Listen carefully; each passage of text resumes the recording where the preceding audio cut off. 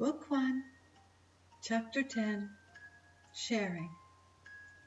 While I walk Sky around the block, I think about the land, the trees, and all the animals that would live in the trees.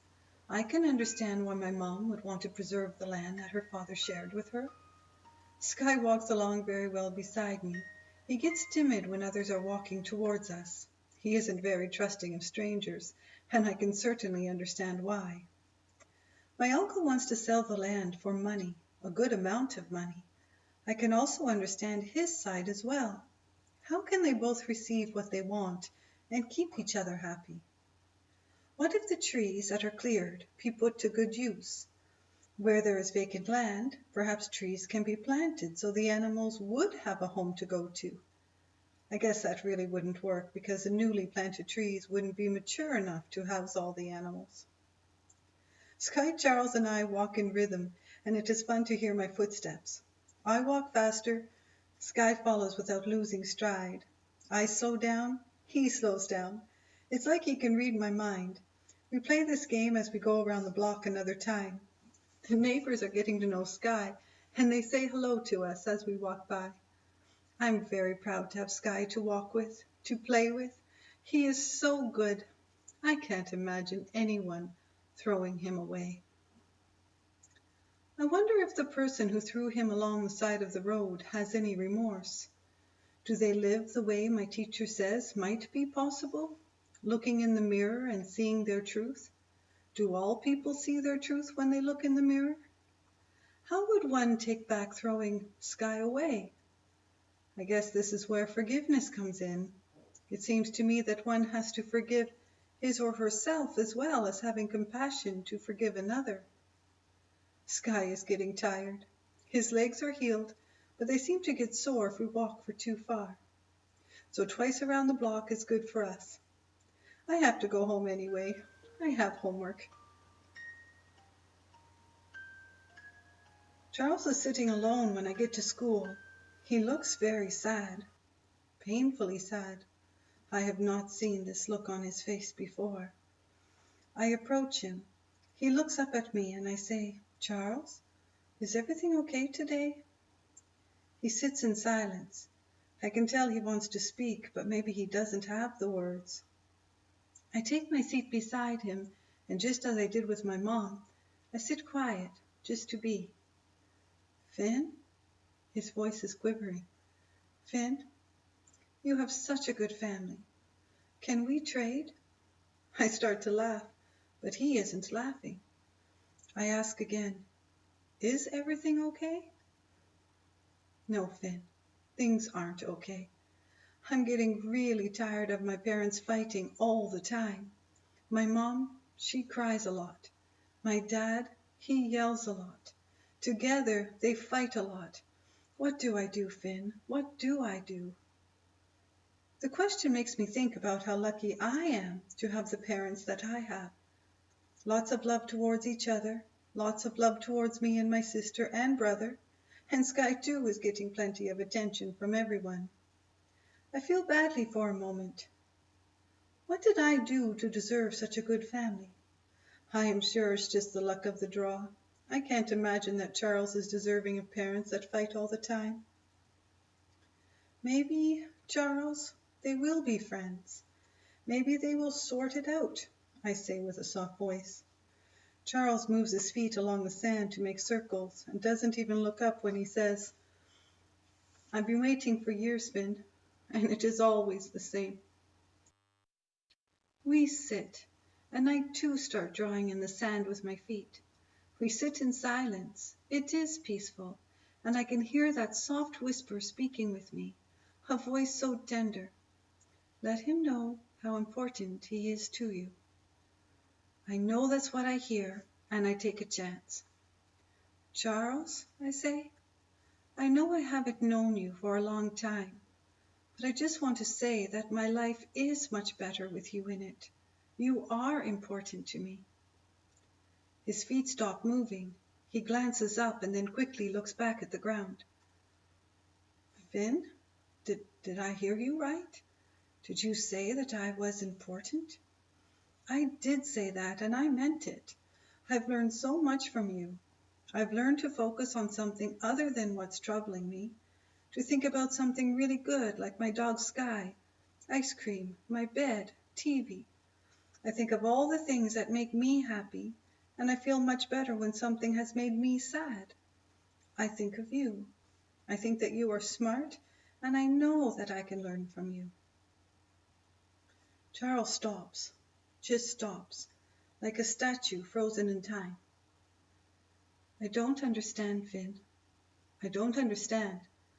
I don't think anyone has ever told me that I was important. I don't know what to say. I will say, thank you. Charles stares into space. I feel I should give him some time to be alone. I'll see you in class. Okay, Finn, Charles mumbles. He doesn't move from his stare, just focuses straight ahead. When I get to class, my teacher asks me how my volunteer work at the shelter is going. I reply with excitement that I am having so much fun and that our family has adopted a dog. My teacher is really pleased and asks me to share the details. As everyone takes their seats, my teacher asks us to get out our books from the day before to continue the spelling we are learning. I'm not a very good speller, but by the looks of it, we are all having trouble. Times tables and spelling, I say to myself with a sigh. How will I learn all this before grade 5? As the teacher is speaking, I focus in on the world map to find the yellow Italy. I wonder why I was drawn to that location. Was it the color? I start to look for other areas that are painted in yellow. I count many others, but none stand out like Italy. Perhaps I will visit Italy one day. Perhaps I can take my family on vacation. I often hear my mom say that she would enjoy a vacation, and maybe one day it will be in Italy. The teacher's voice becomes muffled once again as I drift away to places in the world. Wouldn't it be nice if we could drift to places in the world when we feel the need for a change? We could travel on a beam of light, a spaceship, some places just by car, or boat, a plane, a camel. I chuckle to myself and bring my awareness back to the classroom. I like to think that daydreaming is traveling, for I know that my imagination can take me anywhere in the world. If I just close my eyes, not in the classroom, but when I'm about to sleep, I can imagine a world that isn't mine, but a world I would like to visit. I would visit the stars and the moon. I would visit the deserts and the oceans. I would visit the planets and the sun.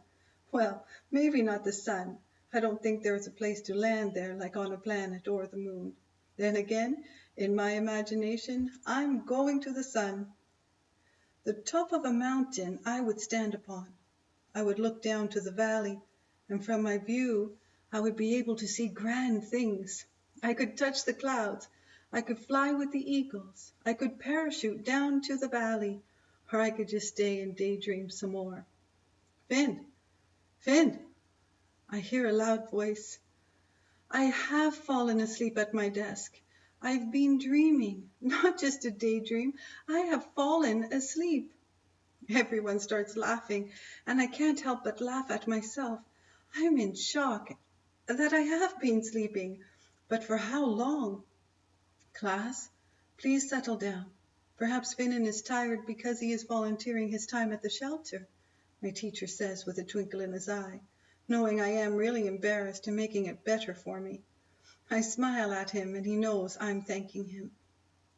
The teacher proceeds to say that he would like to do a class project that will involve everyone and will involve doing good deeds for others.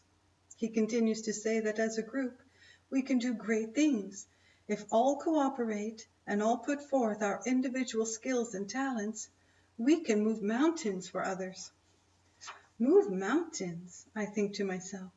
I feel it's unusual that he would say that, since, in my dream, I had just been standing on the most magnificent mountain I had ever thought possible. Move mountains, I ponder those words. What if we could do something that would allow each of us to find our place on top of a mountain? We should all experience this. What would each of you suggest? Asks my teacher, and the room is silent. Let's put our heads together. You call out an idea and I'll write it on the board. Call out whatever comes to mind. Be playful, but think of others and how we can help another, help our community, and help our planet. What can we each do that together will move a mountain? Everyone is starting to get excited. He has caught our attention. The first voice says, "We could have a bake sale and donate the money to the shelter." "Great idea," my teacher shouts. He has drawn a mountain on the board with chalk, and at the top he writes, "Have a bake sale." One boy in the class says, "We could hold a ball hockey tournament and give the profits to someone who doesn't have skates for playing winter hockey." My teacher is excited. The class is getting excited. He then writes, "Ball hockey for a pair of skates." The next person says, "There is a lot of garbage around the play area and the community park. What if we just picked up the garbage to make it look nice?" "Brilliant idea," my teacher exclaims, and then writes, "Pick up garbage to see nature." Each student could say something. No idea would be excluded or made fun of. More students join in with their suggestions, and it seems the more ideas are talked about, the bigger the ideas become, to the point where we end up with a full board of great ideas. Then my teacher says, "What if we combine some of these ideas? What if we clean up the playground, have a ball hockey tournament, a bake sale, and a book sale, and we invite the community to join us? Parents and friends can come to help, purchase items, and donate their time to a great cause. What if we could put on a family community day and incorporate all our ideas?" The class is thrilled. Ideas start going together, a date is made, and a list of things to do is created. Before you know it, we are going to move a mountain.